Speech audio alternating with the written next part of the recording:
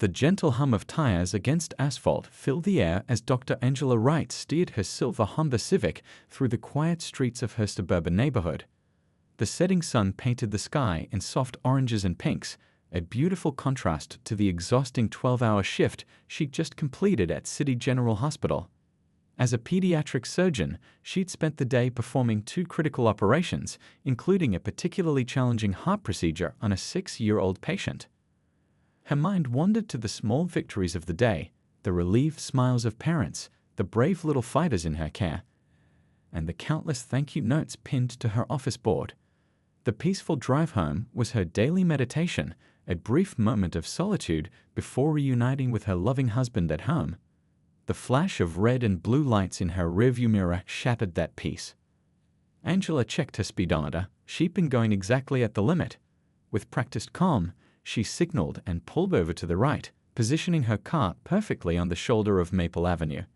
Her hands instinctively moved to the steering wheel, placing them at the 10 and 2 o'clock positions, just as her father had taught her years ago. The cruiser's spotlight flooded her car with harsh white light. Through her side mirror, she watched Officer Richard Brooks emerge from his patrol car.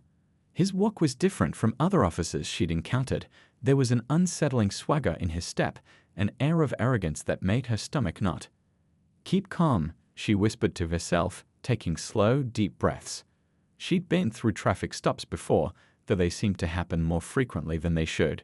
Her hospital ID badge hung visibly from the rearview mirror, and her white coat lay neatly folded in the passenger seat. The tap on her window was unnecessarily loud, aggressive even. Angela pressed the button to lower it, maintaining her professional demeanor, the same one she used when dealing with difficult situations in the operating room. "License and registration," Officer Brooks barked, not even bothering with the customary greeting. His flashlight beam hit her directly in the eyes, despite the well-lit evening sky. "Of course, officer," Angela replied softly, her voice steady despite her racing heart. "My registration is in the glove compartment. I'm going to reach for it now, if that's all right." The officer's silence was heavy with tension. She moved slowly, deliberately, narrating each action just as her husband had advised. The leather of her wallet felt cool against her fingers as she retrieved her license, followed by the neatly folded registration from the glove box. "Any reason you were swerving back there?" Officer Brooks demanded, his tone dripping with unwarranted suspicion. Angela blinked in surprise. "Swerving? No, sir. I was driving straight, following all traffic laws. I just finished a long shift at the hospital and—" "Step out of the vehicle," he cut her off, his hand moving to rest on its holster. A chill ran down Angela's spine, but she maintained her composure. This wasn't how a routine traffic stop was supposed to go. Her fingers trembled slightly as she reached for her phone, pressing the emergency alert button her husband had installed, a simple app that would share her location with him instantly. The sun had almost completely set now, casting long shadows across the residential street. A few curious neighbors had appeared on their porches, phones in hand. Angela knew what was coming next, but she couldn't have prepared herself for how quickly things would escalate. What she didn't know was that exactly 3 minutes from now, everything would change. Her FBI husband was already on his way, and Officer Brooks was about to learn a harsh lesson about abuse of power and consequences. But for now, Angela Wright, respected doctor and beloved member of her community, stepped out of her car with dignity intact, praying that someone was recording what was about to unfold. The next few moments would spark a national conversation about police conduct and racial bias, though not in the way Officer Brooks could ever have anticipated. The evening air felt heavy as Dr. Angela Wright stepped onto the asphalt, her sensible medical shoes making soft taps against the ground. The neighbors watching from their porches had multiplied, their presence both comforting and concerning.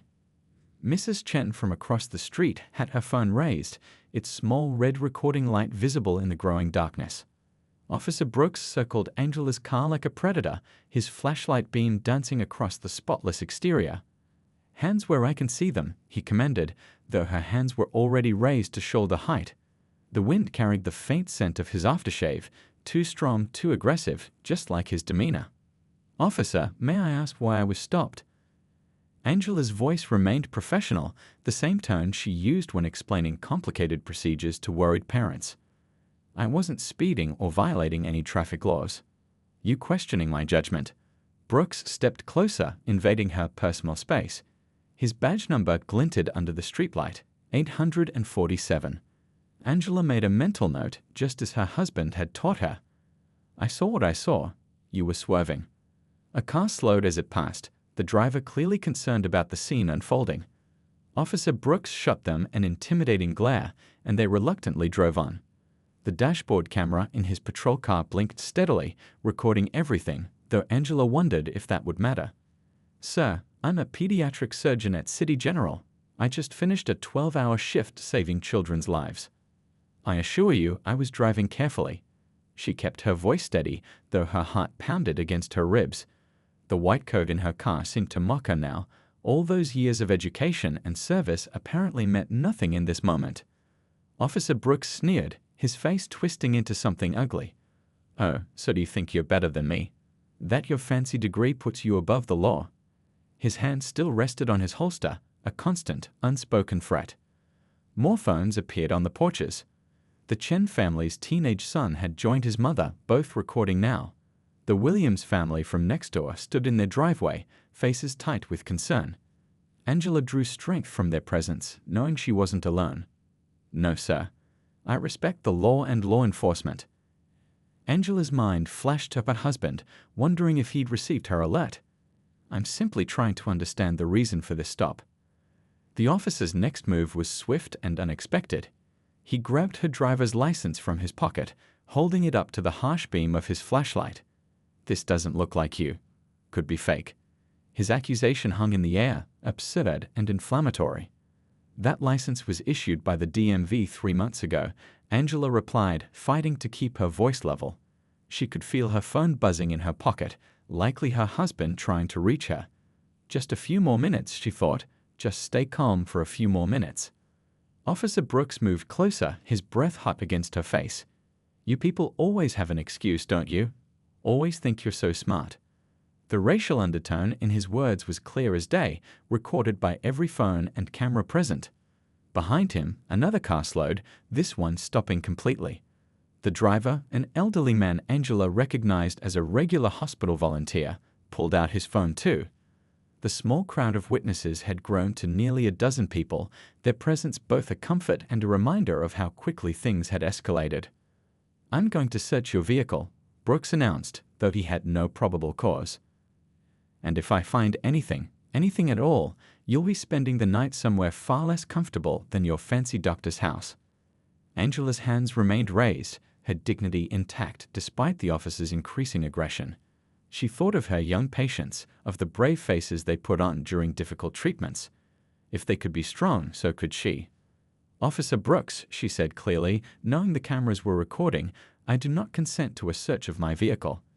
I would like to speak with your supervisor, please. That was the moment something snapped in Officer Brooks's eyes.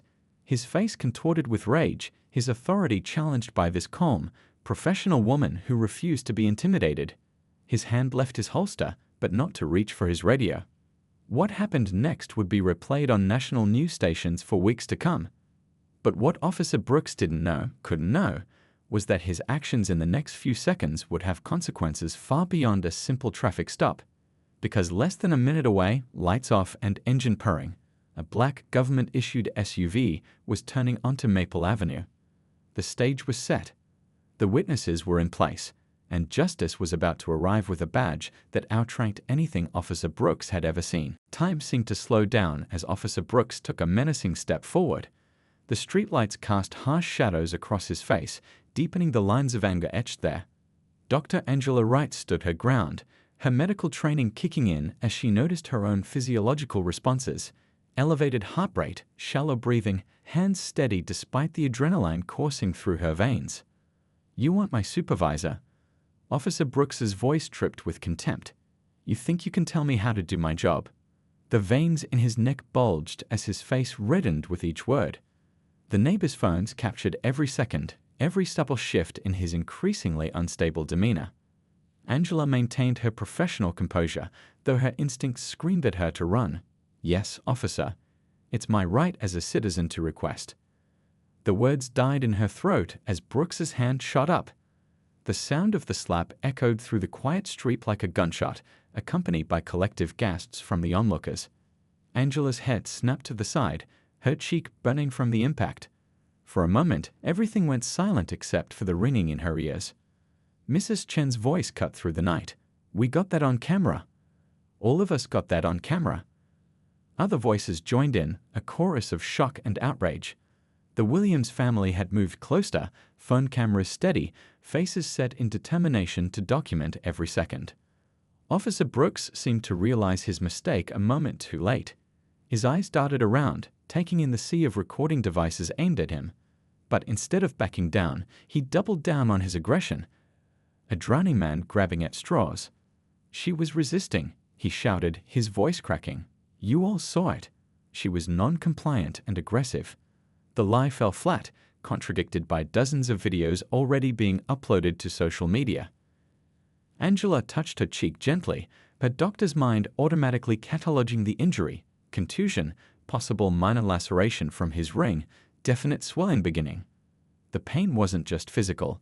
It carried the weight of centuries of similar injustices, of authority abused and trust betrayed. "You just assaulted a doctor in front of witnesses," the elderly hospital volunteer called out, his usual gentle voice firm with anger. "What kind of officer does that?" Brooks spun toward the voice, his hand moving back to his holster. "Everyone back up. This is a police matter. Anyone who interferes will be arrested for obstruction." But the crowd had grown beyond intimidation. The Chen family's teenage son had already gone live on social media, narrating events as they unfolded. Other neighbors emerged from their homes, drawn by the commotion. The Williams' daughter, a law student, began reciting statutes about police conduct and civil rights, her voice clear and unwavering.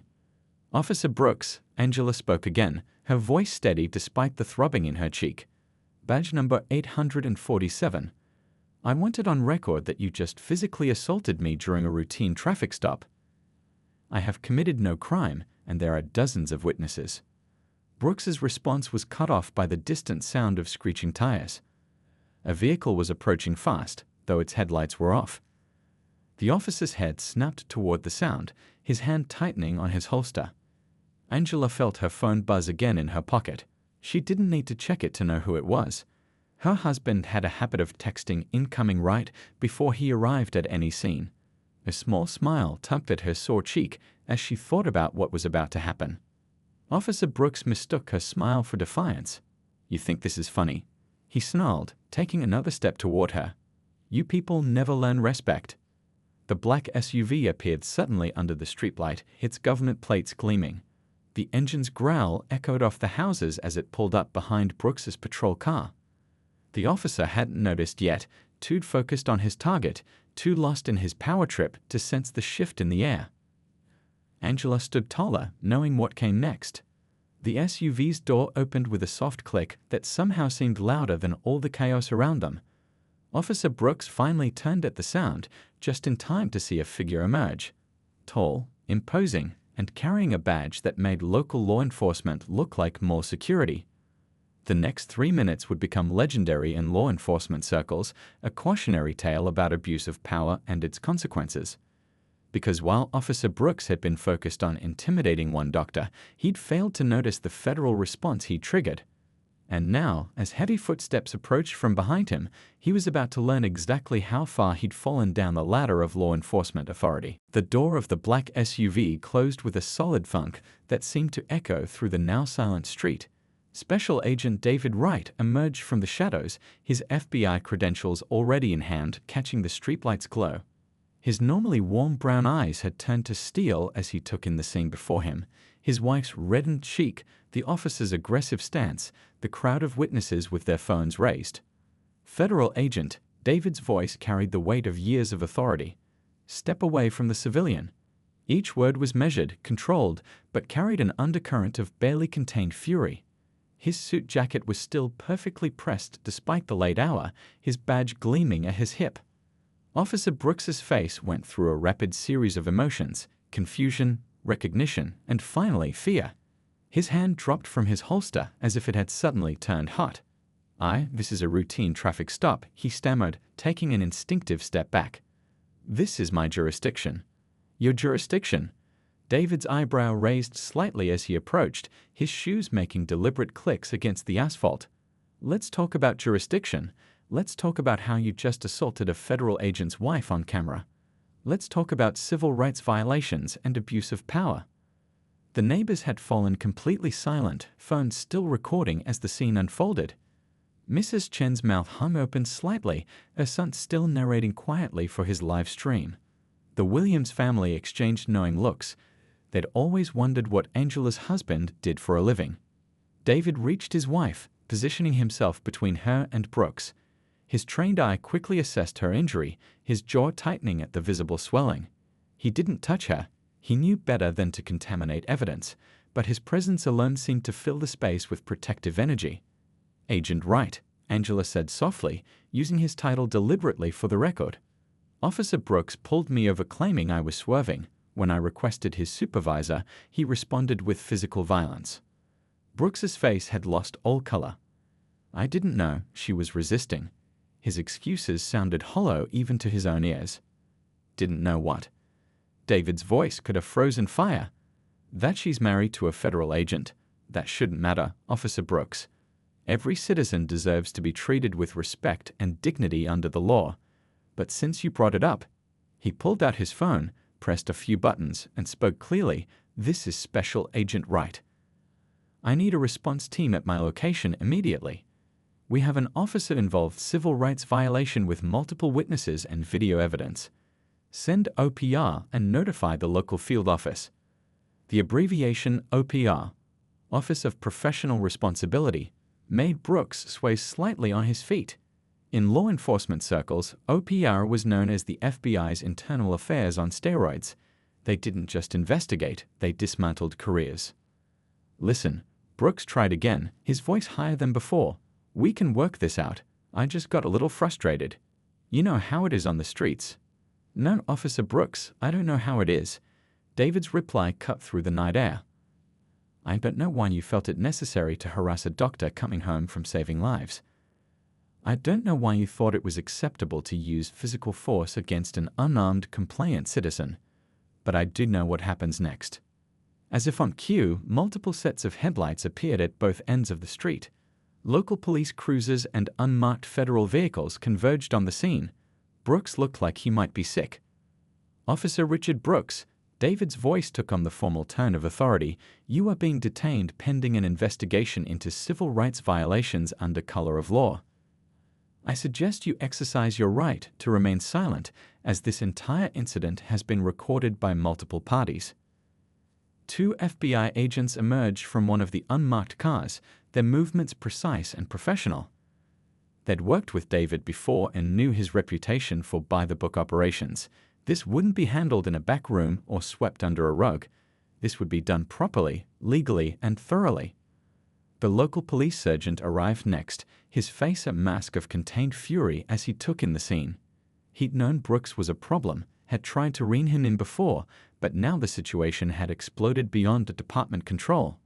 "You've got about 3 minutes," David said to Brooks, his tone almost conversational now, "before things get very official and very complicated. I suggest you use that time to think very carefully about your next words and actions." Angela watched the scene unfold with a doctor's clinical detachment. Her cheek still stung, but seeing justice in action was its own kind of medicine. The neighbors were still recording, but now they were smiling, watching karma unfold in real time on their quiet suburban street. The night air crackled with tension as red and blue lights painted the scene in alternating colors. What had started as a routine traffic stop was about to become a landmark case in police accountability, and everyone present knew they were watching history unfold. Inside the local FBI field office, the atmosphere was electric with focused energy. The clock on the wall read 9:45 p.m., but nobody was watching the time. Special Agent David Wright stood in the observation room, his reflection grim in the one-way glass as he watched Officer Brooks fidget in the interview room. "The footage is everywhere," Agent Thompson, the tech specialist, reported while scrolling through her tablet. 17 different angles from neighbors' phones. The dashcam footage has been secured. and the officer's body cam mysteriously stopped working right before the incident. She looked up, her expression knowing. Convenient timing. David nodded, his jaw tight. In the next room, Brooks sat alone, his uniform now a symbol of everything he'd betrayed. The past hour had been a whirlwind of activity, statements taken, evidence collected, witnesses interviewed. Mrs. Chen's video had already hit major news networks, and the police department's phones were ringing off the hook. "Where's Dr. Wright now?" David asked, though he knew the answer. His wife's dedication to her patients never ceased to amaze him. "She insisted on going back to the hospital," Thompson replied with a slight smile. "Said she had post-op patients to check on. The department photographer got the pictures of her injury first, and she's scheduled for a full statement tomorrow morning." Through the glass, they watched as Brooks wiped sweaty palms on his pants for the 100th time. The gravity of his situation was finally sinking in. This wasn't a complaint that would be buried in internal affairs. This wasn't something his union could smooth over. This was federal. The door opened, and Assistant Director Harrison walked in, his presence filling the room. "Well, this is quite the mess you've stumbled into, right?" His tone was conversational, but his eyes were sharp. Though stumbled might not be the right word when it's your wife involved. "I've recused myself from the direct investigation, sir," David replied promptly. "I'm here as a witness only." "Agent Rodriguez is leading the case." Harrison nodded approvingly. "Good man. Though I must say, your restraint out there was remarkable. When I saw that video," he let the sentence hang, both men knowing how close things could have gone differently. The tech team had been busy. On the main screen, they pulled up Brooks's personnel file. Complaints of excessive force, racial bias, aggressive behavior, all swept under the rug or dismissed without proper investigation. The pattern was clear, damning, and all too familiar. "The police chief is cooperating fully," Thompson added, pulling up more files. "Seems he's been trying to build a case against Brooks for months, but the officer's connections made it difficult. This incident broke the dam." In the interview room, Brooks's lawyer had finally arrived. The change in the officer's demeanor was immediate, from nervous to almost cocky. He clearly thought this would play out like all his previous incidents. "He doesn't realize," David said quietly, "that his body cam didn't malfunction. It was working perfectly." A small smile played at the corners of his mouth. "Our tech team recovered everything, including the audio of his comments before and after the assault." Harrison's eyebrows rose. "The whole thing?" "Every word," Thompson confirmed, tapping her tablet, "including some very colorful language about what he thinks of minority medical professionals. The racial motivation is clear-cut." Through the glass, they watched as Rodriguez entered the interview room, carrying a thick file. Brooks's lawyer straightened, ready for the usual dance of denial and justification. But Rodriguez simply set up a laptop, turned it around, and pressed play. The color drained from Brooks's face as his own voice filled the room, spewing hatred and bias in crystal-clear digital quality. His lawyer's expression turned from confident to concerned, then to something approaching panic. "We've got him," Harrison said unnecessarily. "Civil rights violation under color of law, assault, abuse of power, false arrest, racial discrimination. And that's just the federal charges," Thompson added. "The state prosecutor is building their own case." David watched as Brooks slumped in his chair, the reality of his situation finally hitting home. This wasn't going away. This wasn't being buried. This was the end of his career, his authority, his power to hurt innocent people. "The neighbors are being hailed as heroes," Thompson continued, scrolling through news updates. "Mrs. Chen's video has over 1 million views already. People are calling this a perfect example of community policing, citizens looking out for each other, documenting wrongdoing, standing together against abuse of power." Outside the field office, protesters had begun to gather, not in anger this time, but in support. They held signs praising the FBI's swift action, demanding accountability in law enforcement, celebrating the power of community and justice working hand in hand. David finally allowed himself to check his phone. A message from Angela. "Patient doing well post-op. Justice doing well too. Love you." He smiled, typing back, "Justice is in good hands. Just like your patients. Love you too."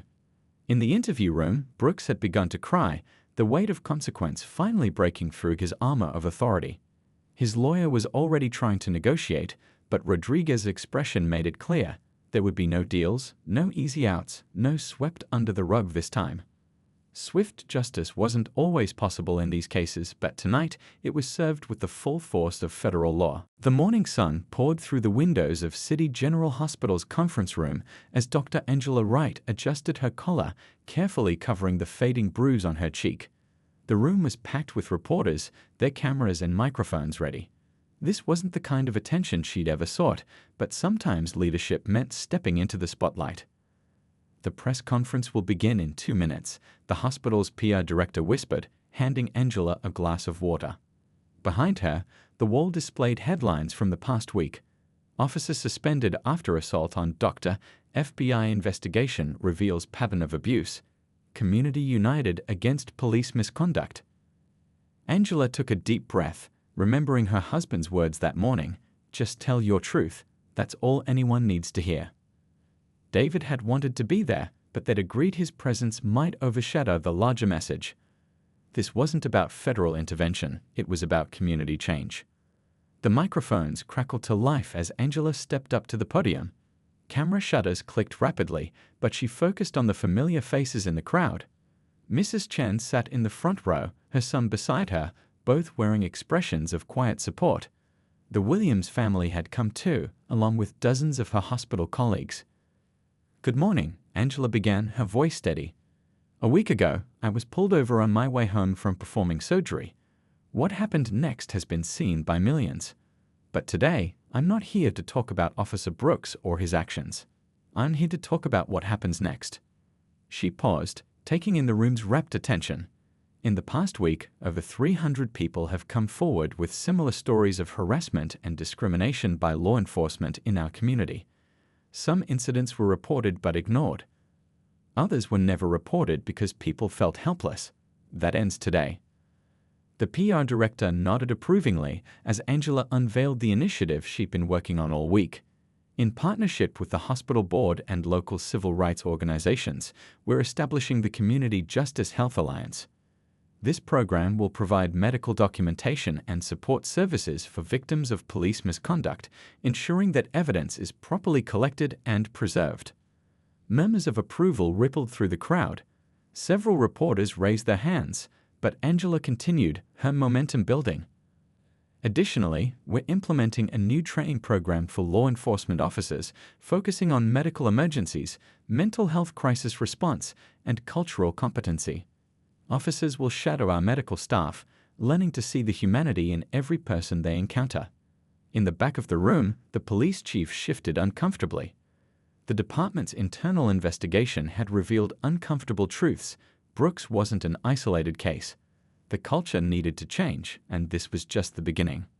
But perhaps most importantly, Angela's voice softened with passion. "We're creating a community oversight board that brings together medical professionals, law enforcement officials, and community members. Because true change happens when we work together." Mrs. Chen wiped a tear from her eye as her son typed furiously on his phone, updating the social media following he'd gained since that night. The Williams' daughter, the law student, was already writing notes about joining the oversight board. "Some will say I was lucky," Angela continued, addressing the elephant in the room. "Lucky that my husband was FBI, lucky that there were witnesses, lucky that it was caught on camera. But justice shouldn't depend on luck. It shouldn't depend on who you're married to or whether someone is recording. Justice should be the standard, not the exception."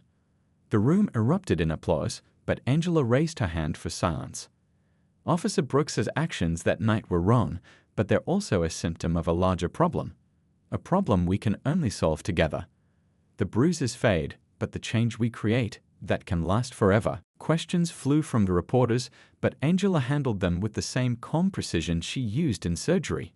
Yes, the hospital was fully funding the program. No, this wasn't about revenge. Yes, other hospitals were already reaching out to implement similar initiatives. As the conference wound down, Angela's phone buzzed with a message from David. "You're trending nationwide. Change is happening. Proud of you." She smiled, remembering how he'd helped her rehearse this speech late into the night, offering suggestions but always insisting her voice needed to lead the way. The PR director was beaming as she approached with more good news. 3 police departments from neighboring cities had already called, wanting to implement the training program. Civil rights organizations were pledging support. Medical associations across the country were requesting information about starting similar initiatives. Outside the hospital, a small crowd had gathered: nurses, doctors, patients, and community members. They weren't protesting. They were celebrating. Signs read, "Community United for Change" and "Justice Heals." The scene was being broadcast live on local news, a stark contrast to the viral video that had started it all. 1 week had passed since that traffic stop, but it felt like a lifetime. A lifetime in which one moment of injustice had sparked a movement for lasting change. As Angela looked out at the crowd, she knew this was just the beginning. Sometimes the worst moments led to the best opportunities for transformation. The federal courthouse buzzed with anticipation as people filled every available seat. 3 months had passed since that fateful traffic stop, and today was the day everyone had been waiting for. Dr. Angela Wright sat in the front row, her husband David beside her, their hands clasped tightly together. The bruise on her cheek had long since faded, but the impact of that night had only grown stronger. Officer Brooks sat at the defendant's table, his police uniform replaced by a plain suit that seemed to swallow him whole. He looked smaller somehow, diminished without his badge and authority. His lawyer shuffled papers nervously, knowing what was coming. The evidence was overwhelming, the case airtight. The judge entered, and the room rose in unison. Judge Patricia Reynolds, known for her fair but firm handling of civil rights cases, took her seat and surveyed the crowded courtroom. Her eyes lingered briefly on Angela before moving to Brooks. "Will the defendant please rise?" she commanded, her voice filling the courtroom. Brooks stood shakily, his lawyer's hand on his elbow. The past 3 months had aged him visibly, his hair graying at the temples, deep lines etched around his mouth. The arrogance was gone, replaced by the weight of consequence. "Richard Brooks," Judge Reynolds began, "this court has found you guilty of civil rights violations under color of law, assault, abuse of power, and racial discrimination. Before I pass sentence, do you have anything to say?" Brooks cleared his throat, his voice barely carrying to the back of the room. I'm sorry. I let power go to my head. I became everything I swore to fight against when I first put on the badge." He turned slightly toward Angela. "Dr. Wright, I can't undo what I did, but I want you to know you've changed more than just my life. The program you started, it's changing everything." The judge nodded, acknowledging his words before continuing. "Mr. Brooks, your actions that night weren't just an assault on Dr. Wright. They were an assault on the very principles of justice you swore to uphold. However, your cooperation with the investigation and your work with the police reform program will be taken into consideration." She lifted her gavel. "This court sentences you to 5 years in federal prison, followed by 3 years of supervised release. You are permanently barred from serving in any law enforcement capacity. Additionally, you will complete 1,000 hours of community service in Dr. Wright's Community Justice Health Alliance program upon release." The gavel fell with a decisive crack. In the gallery, Mrs. Chen squeezed her son's hand. The Williams family exchanged satisfied looks. This wasn't just about punishment, it was about transformation. Outside the courthouse, Angela faced the media cameras once again, but this time with a different message. "Today isn't about victory or defeat," she said, her voice clear and strong. "It's about growth and change. Our Community Justice Health Alliance has already trained over 200 officers in de-escalation and cultural awareness. Complaint rates have dropped by 60%. We're seeing real change." David stood proudly behind her as she continued. "Next month, we're expanding the program to 3 more states. Police departments are reaching out to us, wanting to be part of the solution. Officers are coming forward with their own stories, their own desires for change. This is how we build trust, one person, one program, one community at a time." The crowd gathered on the courthouse steps had grown. Hospital staff in scrubs stood alongside police officers in uniform. Community members held signs celebrating justice and unity. The Williams daughter, now an intern with the Alliance, handed out brochures about the program. Later that evening, Angela and David sat in their backyard, watching the sunset. The same street where it all happened was now home to regular community meetings between police and residents. Mrs. Chen's house had become an unofficial gathering spot, her famous cookies brightening every discussion about reform and progress. "You know," David said softly, "when I got your alert that night, all I could think about was getting there in time. I never imagined it would lead to all this." Angela smiled, touching his hand. "Sometimes the worst moments bring out the best in people. Look at our neighborhood now. People know each other, look out for each other. Real change is happening." Her phone buzzed with updates from the Alliance. Another police department had signed up for training. A hospital in another state was implementing their program. Former Officer Brooks had agreed to record training videos about the dangers of unchecked power and bias. The evening news played quietly through the open window, showing clips from the sentencing. But the story quickly moved to the positive changes spreading across the country, other communities implementing similar programs, police departments voluntarily adopting new training standards, hospitals creating support systems for victims of misconduct. "You've started something remarkable," David said proudly. Angela shook her head. "We all did. Every person who recorded that night, every officer who chose to support change, every community member who stood up and said enough. That's what makes this work." As the sun set on another day of progress, Angela thought about all the lives that would be different because of one terrible moment transformed into opportunity. Sometimes justice wore a badge, sometimes a white coat, but most often it wore the face of ordinary people standing together for change.